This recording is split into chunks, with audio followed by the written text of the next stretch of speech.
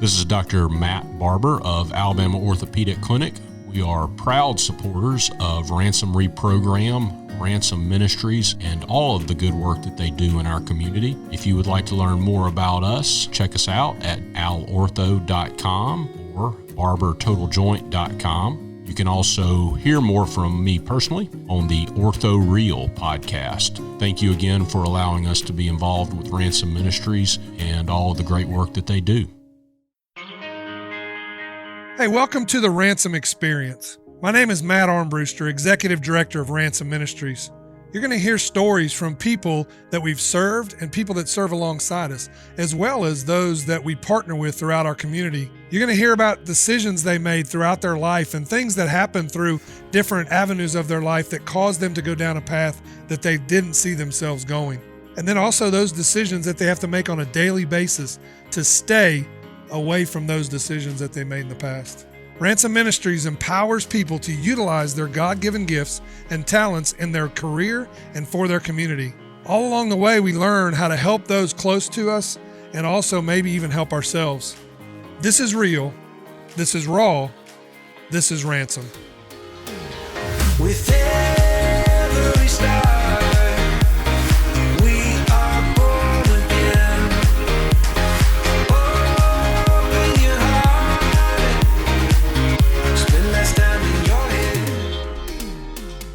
This show is brought to you by Ransom Recycling, your number one choice for electronic recycling in Mobile, Alabama. Help reduce waste in our landfills by recycling all of your unwanted, unused, and non-working electronics. Ransom Recycling is a division of Ransom Ministries that is helping to put men and women back to work. Check out ransomministries.com for a complete list of acceptable items. Drop-offs and pickups can be easily scheduled through the website. Please note that we are not accepting TVs at this time. Ransom Recycling, open 8 to 3 Monday through Friday. Help our planet while helping men and women re-enter the workforce. With every star, we are born again.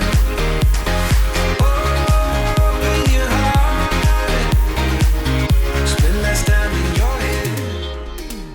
Hey everybody, welcome to the Ransom Experience, where we talk to people that have volunteered with us, who have been through our program, and we just talk about life, kind of where they grew up, where they are now, how they got there, all those.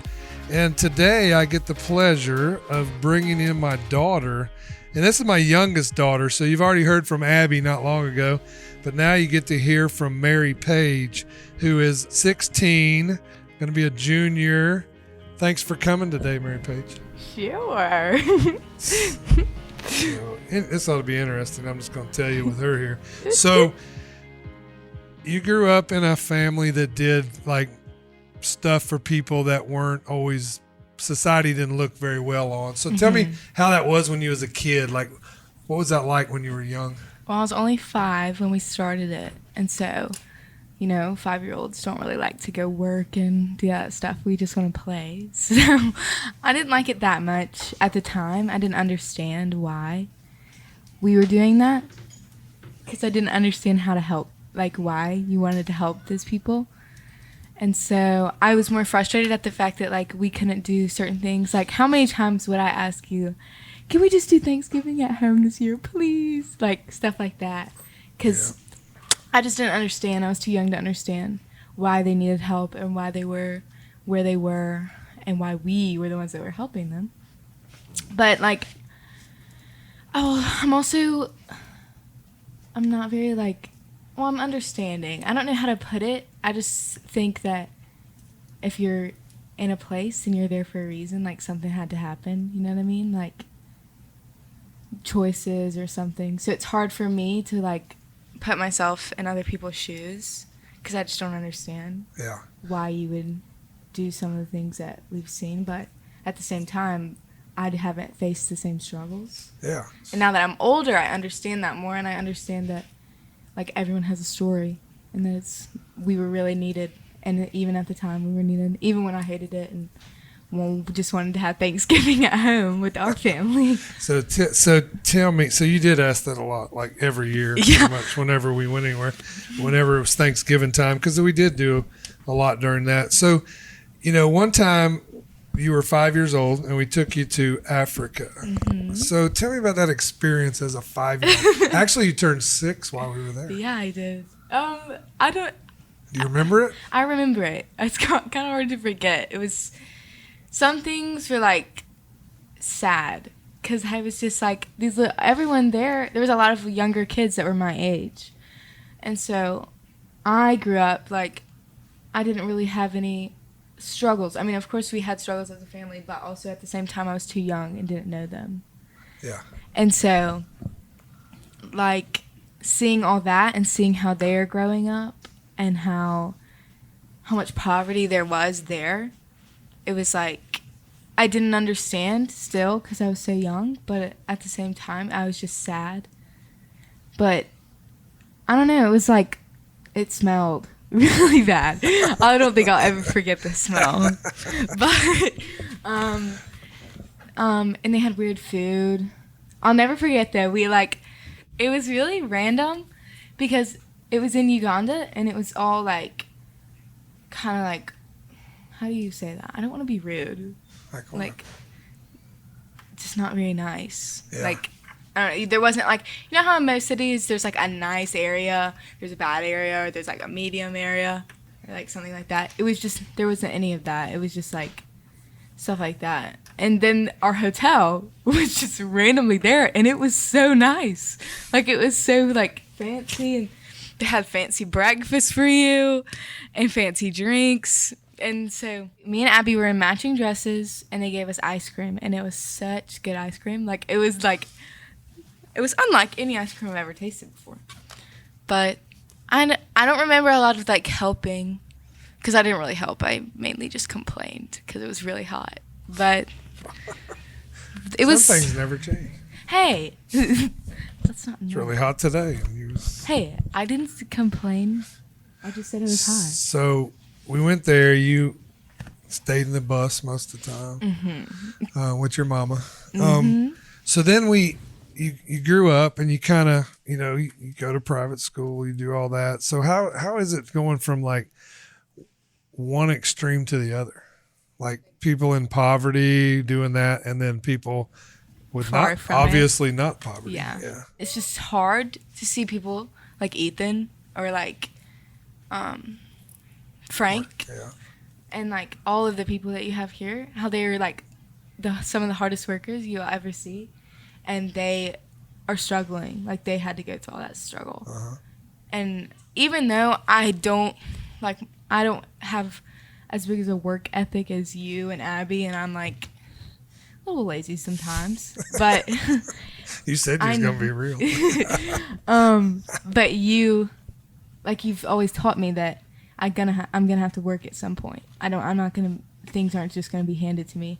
Because, if you did that, I'd be a spoiled brat. And I'd probably just take advantage and manipulate things, like Ethan said earlier. Yep. I would grow up learning how to manipulate and lie.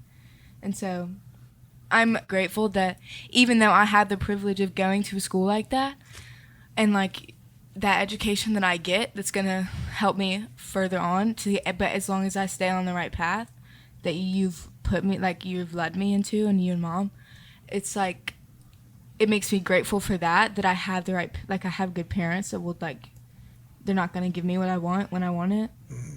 Even though, sometimes it's annoying, and I see those people that get whatever they want, and I'm like, well, why don't I get that? Like, why don't I get that Maserati 2020? But bad chance. But then I realized that if I had that, then, where do I go from there? Yeah. So can you think of a time when we were out, maybe homeless camps, camps? Yeah, that stands out to you, when we were whether it be Thanksgiving or we were handing out whatever, or at a cafe or sometime in ministry. Can you remember anything that really stands out to you? Yes, I have this has never been heard before. You don't tell these stories. Okay, so you don't. This is so funny that I still remember this. It was a while ago, but it's always stuck with me. Me and you were driving from somewhere, and we were in, I think, Tillman's Corner, kind of. And And so we just driving, normal things, just having a conversation. I probably had my face on my phone or something. Next thing I know, me and Dad are doing a whole 360 in the grass of somewhere. And I'm thinking I'm about to die or something. And I said, what are you doing? And he was like, I got to go do something. And I was like, what? Oh, okay. And so then we go and we pull into this gas station. And Dad sees this guy. And he goes in and he buys him a pack of cigarettes. He comes back in and I was like, why would you buy him that? I was like, of all things. You could have bought him a drink, just a water or something. Why'd you buy him a pack of cigarettes? He said, I don't know. God told me to. And I was like, what? I was like, you're crazy. I didn't know what to think. I thought Dad had gone off the deep end. But it's always just stuck with me because it's like your faith is so strong that you felt that and you went. Even though you seemed like a psycho, you went. And most people would not believe that God told him to buy him a pack of cigarettes. Yeah. But I remember that. And I remember exactly where we were. I remember the look on your face when I turned around. Yeah. I was so it. shocked. I've never forgotten that, ever. So you went through some time, though, where you was just didn't want nothing to do with nothing, including God, right? Mm-hmm. Do you want to share any of that? Yeah, well, I was just a teenager making the decisions that teenagers think are right. And I was, Well, you're still a teenager. Yeah, I'm grown up, but I've learned the hard way that you can't make some of those decisions, and that I started down the wrong path. And I was following the people that I was friends with at the time, just drinking and partying and doing all the things that people think is just normal high school stuff, but it's not. It shouldn't be considered normal. That's when it's kind of society's kind of messed that up. Yeah. Because it's cool to party and it's cool to drink, but it's not cool to stay at home on the weekends and do school or get good grades. It's not cool to do that stuff anymore. Or go to church or read your Bible. Yeah. My friend, she's always been very involved with Young Life, and she'd invite me to church. And I'd say, yeah, I'll go. I didn't go.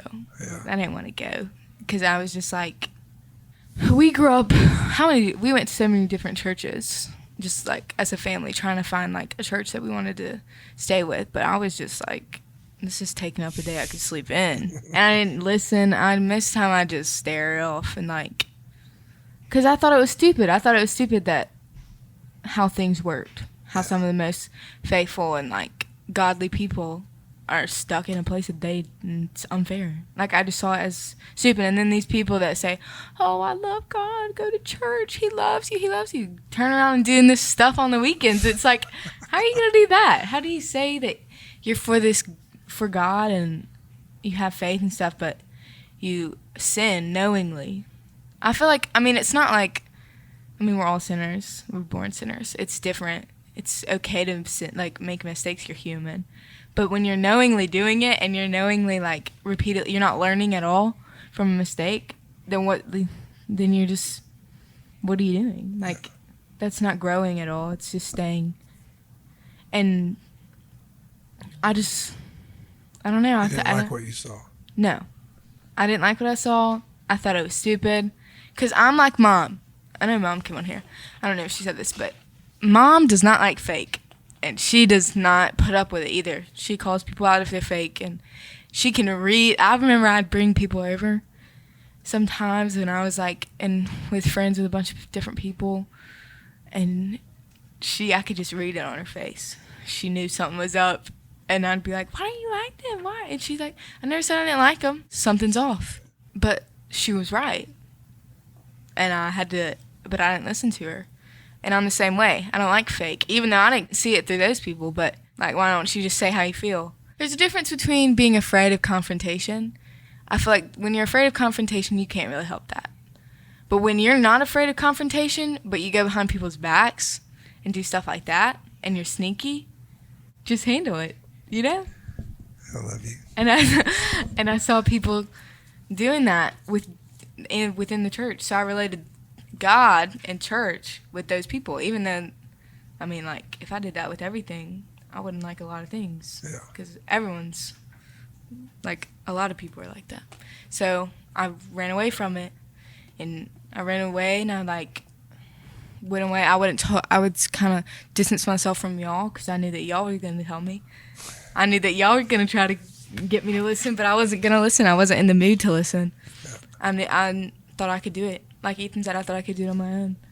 And so, stubborn me. What you think of Ethan? I love him. He's so funny.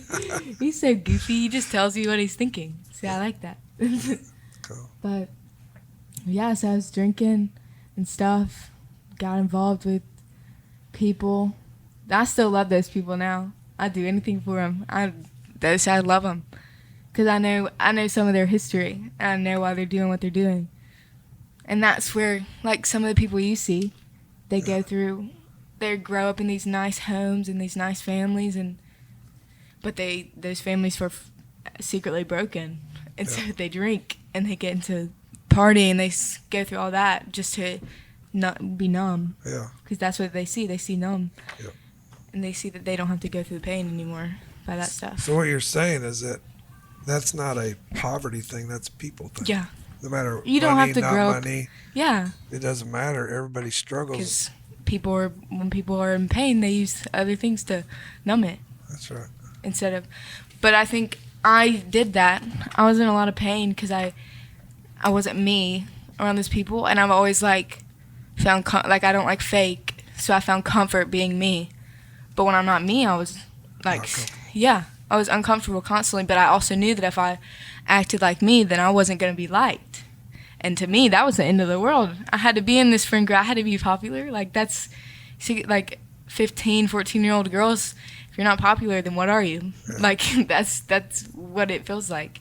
Huh. And so when I was doing that, I was like, well, I have to maintain this. I started with I have to keep going like this. Because if I'm not popular, then what am I going to do? Yeah. Now you realize that's not that important. Yeah, now I'm not very popular because I say what's on my mind. And I tell people how I feel if they ask me. And a lot of people don't like that. And so, but I have a few friends that are actually real. And I have good people that I'm around. And I'm 10 times happier than I was. Because I'm me. I don't care. And I don't care anymore. That's this, you post, if you get judged. And this is not just in my school, it's everywhere. And today you get judged by what you post, what you wear, what you say, how you act. I don't care anymore. I don't care. I got some new shirts from Walmart yesterday, and I wore them. That's a big step for you. I wore them everywhere. Thank the Lord to my pocketbook. So, well, and that's so important now, is just be who you are and not worry about what everybody wants you to be. And I've been proud of you for doing it, making that step. Because, though it's funny, it's not, like you said, it's not just school, it's all over everywhere. Mm-hmm. Adults deal with it, kids deal with it, about trying to fit in and trying to be like everybody else and trying to have everything everybody else has. And so I commend you to learn that young, because I'm 54 and I still have trouble with it. So it's always going to be constantly a battle and a struggle. And I appreciate you coming on here. Sure. I know you've been helping me with camp this week, so I appreciate that. She even got up at 5:30 to help with breakfast, which is unheard of. Yeah, don't expect that to happen anytime soon. Yeah, probably not. I won't. He said that I couldn't do it, so I had to prove my point. He said it jokingly, and so I actually went. I actually came an hour early because he said, as a joke, it was going to be 6:30. So do you want to share anything else before we sign off this podcast episode? Well, you and I need to sit down and do podcasts more often. I know, we're funny. Talk about all kinds. We are funny. I know. We're the funniest ones out of the family. Right. Exactly. I know you are. So, but anyway, I appreciate you coming on. Of course. And it's always an honor to talk to you when you really talk to me. We've come a long ways, because we ain't always got along, and we don't always see eye to eye because we're both stubborn. So, that's all we got today. I appreciate you joining us on the Ransom Experience, where we just talk about whatever. We talk with people that go through our program, people that have helped with our program, and my daughters. So I appreciate you joining us. I hope that you will subscribe wherever you get your podcast. Also rate us, send us to your friends, share us, Look for us on Twitter, Instagram. If you want to find out more about Ransom Ministries, you can go to ransomministries.com and you can check out what we do. Till next week, I appreciate you. See you next week. Too many days in the darkness without a glimpse of the light. Running tired and broken and scared, but I swear I'll never give up the fight. With